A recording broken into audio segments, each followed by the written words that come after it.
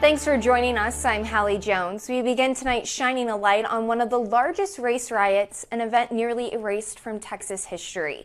More than a century ago, after slaves were freed, they settled in Millican, Texas to start a new life and in some cases find their loved ones who had been sold as slaves in other cities.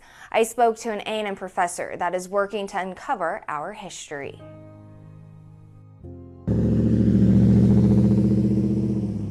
15 miles south of Texas A&M University on the southern edge of Brazos County is Millican, Texas. Current population 241. But 153 years ago, during the Reconstruction era following the end of the Civil War, Millican was the place to be in Brazos County. So in 1868, Millican would have been the big town in this area because the end of the railroad pre-Civil War was in Millican. A very large percentage of Black freedmen and women were living there. The large number of newly freed African Americans who had the right to bear arms, combined with the loss of voting rights for white Texans, signaled a dramatic shift in power. In July of 1868, a shift toward equality for Blacks incited one of the largest race riots in Texas, known today as the Millican Massacre. We are not sure. It went on for several days. We don't have firm numbers. Newspapers around the world reported from 500 to 300 people murdered. They all make clear that no white people were killed.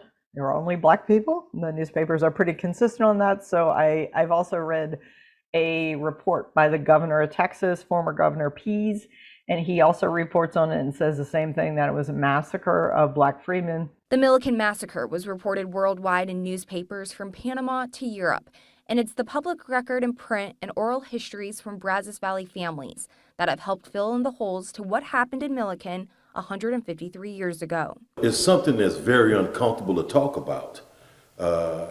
And one of the reasons why it's important, because you don't ever want it to happen again. And then, we don't want violence. Violence is not something that, Dr. Martin Luther King was all about. He was about, love and, hey, we can work together, we can respect each other. So you don't want it to happen again, and that's why you want to study it and you want to know about it. The Millican Massacre has for decades been the secret left out of Brazos Valley history. Earhart hopes a Texas historical marker will soon mark the location of the massacre as she continues her work on the Millican project. Filed an application for a Texas historical marker to commemorate George Brooks and those who were murdered, and we should hear final approval. We're hoping by February. We've done the wording. It's gone through all the process. We're just waiting on final, yes, we like the wording. We're going to send it off to the foundry. So I'm excited that there will be a marker that people will see and know about this important event, because it's kind of been erased. Millican Massacre. Following emancipation, federal Union soldiers arrived in Millican along with the Freedmen's Bureau to assist in the transition to Reconstruction. At the same time, the Ku Klux Klan first appeared in Millican, parading through Black neighborhoods and threatening violence. In response, many of the freedmen armed themselves under the leadership of Reverend George Edwin Brooks, a former enslaved person and the African American community's pastor. The community organized the Freedmen's Militia Unit to protect their families and homes, growing to more than 100 members within weeks. On July 15th, 1868, a rumor spread that freedman Miles Brown was lynched on the farm of Andrew Holliday. The Freedmen's Militia Unit assembled under Harry Thomas to find Brown. News of this action reached Millican, and Mayor G.A. Wheat and Deputy Sheriff Patillo formed a posse and headed to the Holiday farm.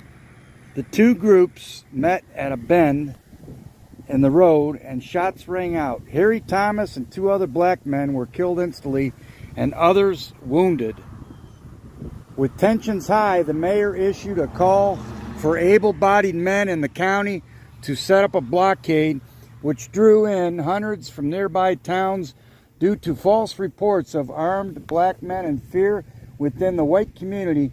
Violence and murder ensued. The body of Reverend Brooks was found on July 25th, and he was buried near Brooks Chapel, AME Church, Newspapers reported that as many as 70 African Americans were killed during this 2-month period in Millican, but accounts varied and the full number may never be known. Despite the danger and uncertainty, many families remained in the Brazos Valley while others fled to safer conditions.